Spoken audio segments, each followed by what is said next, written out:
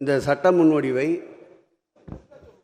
ஆணித்தரமாக ஆதரித்து பேசிய அருமை அண்ணன் ஈஸ்வரன் அவர்களுக்கும், அன்பிற்கினிய காங்கிரஸ் பேர் இயக்கத்துடைய சட்டப்பேரவை உறுப்பினர் அண்ணன் செல்வ பெருந்தகை அவர்களுக்கும், அதேபோல் இதில் இருக்கின்ற குறை நிறைகளை சுட்டி காட்டியிருக்கின்ற சட்டப்பேரவை உறுப்பினர் வேல்முருகன் அவர்களுக்கும், முழுமையாக சட்டத்தை படிக்காமலே தங்களுடைய கட்சியின் நிறுவனர்கள் தலைவர்கள் கொண்டு வந்த திட்டத்தையே மறந்து அந்த திட்டத்தை மீண்டும் நீங்கள் செயல்படுத்துவதற்கு சட்ட திருத்தம் கொண்டு வரலாமா என்று கேட்ட அன்பிற்கினிய அக்ரி கிருஷ்ணமூர்த்தி அவர்களுக்கும், எழுதி கொடுத்த தளவாய் அவர்களுக்கும்,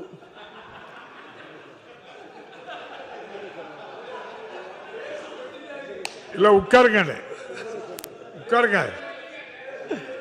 எப்பொழுதுமே இல்ல உட்காருங்க ஆன்மீகம் மற்றும் இல்ல உங்க கருத்து யாருக்கிட்ட போனாலும் அது நல்லதா தான் இருக்கு. ஆளுங்கட்சிக்கு ஆன்மீகம் மற்றும் சிந்தனைக்கு உரியவரான யோசனைக்குரிய சிந்தனை செல்வம் அவர்களுக்கும் இந்த நேரத்தில் என்னுடைய மகிழ்ச்சியையும் நன்றியையும் பகிர்ந்து கொள்ளுகிறேன்.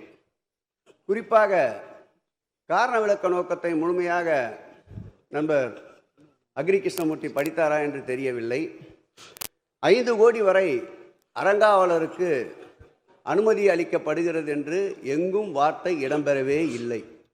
அறங்காவலருடைய பொறுப்பு என்னவென்றால், கொண்டு வரப்படுகின்ற திட்டங்களுக்கு அரசிற்கு முன்மொழிவை அனுப்புவதுதான் அறங்காவலர்களுடைய பொறுப்பே தவிர இத்தனை கோடியில்தான் அவர்களுக்கு வரமுறை என்பது சட்டத்தில் எங்கும் இடமில்லை.